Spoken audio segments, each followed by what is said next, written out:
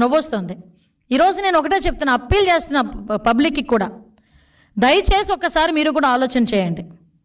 ఒక రాక్షసుడు, ఒక సైకో పరిపాలన చేసిన వ్యక్తి, సొంత సీఎం కుర్చీలో కూర్చోవటానికి సొంత బాబాయిని కూడా హత్య చేయించిన వ్యక్తి, సీఎం కుర్చీలో కూర్చోవటానికి ఒక దళిత యువకుడిని కోడికత్తి నెపంతో, కోడికత్తి శ్రీను, ఆ కోడికత్తి నెపంతో ఒక హత్య కావాలని అతని మీద హత్యా ప్రయత్నం చేయించుకొని 5 సంవత్సరాలు కూర్చున్న వ్యక్తి, కనీసం అతన్ని విడిపించడానికి ఏదో ఒక్కరోజు కోర్టుకి వెళ్ళినా కూడా అతనికి బెయిల్ వస్తుందంటే 5 సంవత్సరాలు కూడా బెయిల్ రాకుండా చేసిన వ్యక్తి ఈరోజు మన దగ్గరకు వచ్చి నీతులు చెప్తున్నాడు. మళ్ళీ సీఎం కుర్చీలో కూర్చోడానికి గులకరాయి వేషాలు వేశాడు. అవన్నీ కూడా ప్రజలకు తెలిసినాయి. అఫ్కోర్స్ అదృష్టం కొద్దీ అది ఎవరు కూడా నమ్మలేదు. ఒక సొంత బాబాయిని హత్య చేసినప్పుడు, హత్య చేయించిన వ్యక్తిని అవినాష్ రెడ్డిని ఈ తప్పు చేసుండకపోవచ్చు, నాకు తెలిసి చేసుండకపోవచ్చు అని ఒక వ్యక్తిని, అనుమానాస్పదంలో ఉన్న ఒక వ్యక్తి గురించి ఒక సీఎం పొజిషన్లోని ఒక స్టేట్మెంట్ ఇవ్వగలిగాడంటే అతని తాలూకా సైకో నేచర్ ఒకసారి ఆలోచించండి.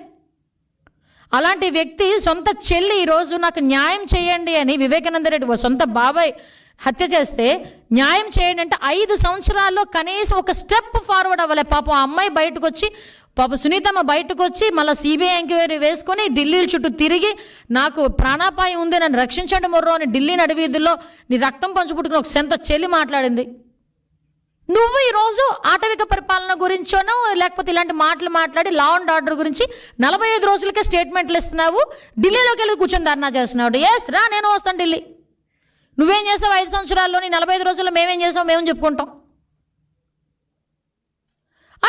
వివేకానంద రెడ్డి హత్య గురించి చెప్పానంటే ఢిల్లీలో కూర్చొని ఈరోజు ఎంతమంది ఆత్మహత్యలు జరిగినాయి, ఎంతమంది హత్యలు జరిగినాయి, మా వాళ్ళ మీద ఎంతమంది మీద అఘాయిత్యాలు జరిగినాయి, టీడీపీ వాళ్ళ మీద, టీడీపీ ఆఫీస్ మీద దాడి జరిగింది, దాని గురించి మాట్లాడమనండి.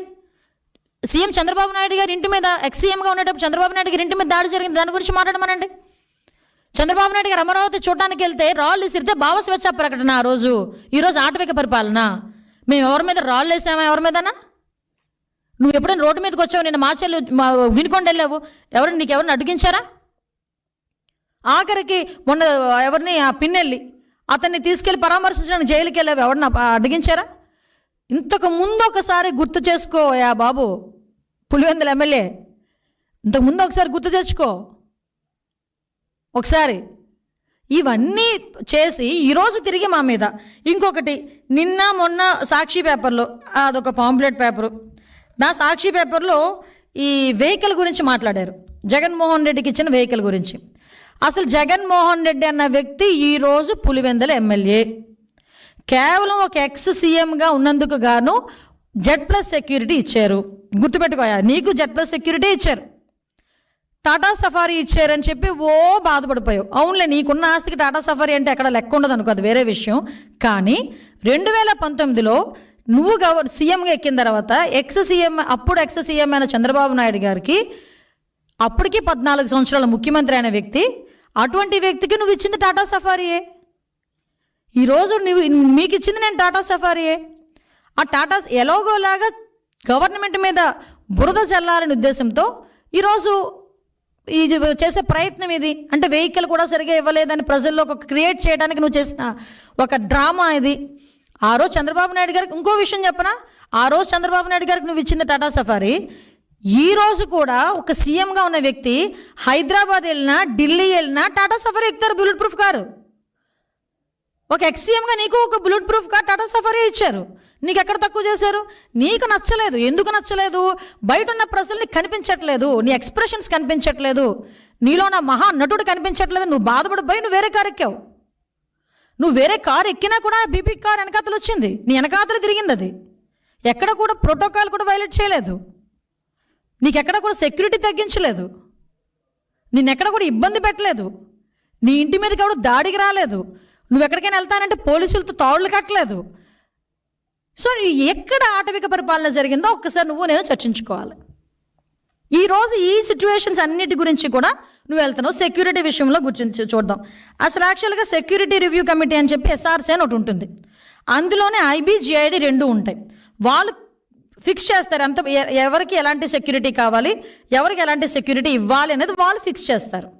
సో వాళ్ళ ఫిక్సేషన్ ప్రకారం కూడా నువ్వు వెహికల్ ఎక్కావు. నీకు బీపీ వెహికల్ నీకు పంపించారు, సఫారీ పంపించారు, అది దిగిపోయావు, నీకు థ్రెట్ లేదా? రేపు పొద్దున్న ఏం చేస్తావు? ఎవడో నీ మనిషి ఏదో రాయి విసిరించుకుంటావు. నీకు అలవాటు కదా గులకరాలతో ఆడుకోవడం, కోడికత్తులతో ఆడుకోవడం. ఒక రాయి విసిరించుకుంటావు. అదిగో చంద్రబాబు నాయుడు గారు చేయించారని చెప్పి మళ్ళీ మాట్లాడడానికా? మరి ఎందుకు బీపీ గారు నువ్వు దిగావు? నీకు థ్రెట్ లేదనా? బీపీ గారు ఎందుకు దిగాల్సి వచ్చింది? నీ కారు ఎందుకు ఎక్కాల్సి వచ్చింది? అంటే ఏదో రకంగా గవర్నమెంట్ మీద బురద జల్లాలి. ఇంకొక విషయం చెప్తా. ఎప్పుడైతే మనోడు 24th ఎప్పుడో ఐ థింక్ కొంతమంది ఏదో మీడియాలో చూశాను, 24th ఎప్పుడో ఢిల్లీలోకి వెళ్ళి ధర్నా చేస్తాడంట బుధవారం. అతను ఢిల్లీలో ఎందుకు చేస్తున్నాడు తెలుసా? మరి 22వ తారీఖు నుంచి అసెంబ్లీ ఉంది కదండి, అసెంబ్లీలో వస్తే మన బండారం బయటపడిద్ది. ఈ 10 రోజుల నుంచి కూడా చంద్రబాబు నాయుడు గారు ప్రతి డిపార్ట్మెంట్ నుంచి కూడా వైట్ పేపర్స్ రిలీజ్ చేస్తూ ఉంటే అందులో మనోడు తాలూకా భాగోతాలు, భూభాగోతాలు, దందాలు అన్నీ బయటకు వస్తూ ఉంటే ప్రజల్లో ఒక చర్చ జరుగుతుందని, ఒక డైవర్షన్ పాలిటిక్స్ తీసుకోవటానికి, ఒక వర్గ విభేదాల మధ్య జరిగిన ఒక హత్యని బేస్ చేసుకొని బురద జల్లే ప్రయత్నం చేయడానికి ఈరోజు కిందకు వచ్చాడు. ఆయన లైమ్ లైట్లోకి బయటకు వచ్చి ఈరోజు మాట్లాడుతున్నాడు.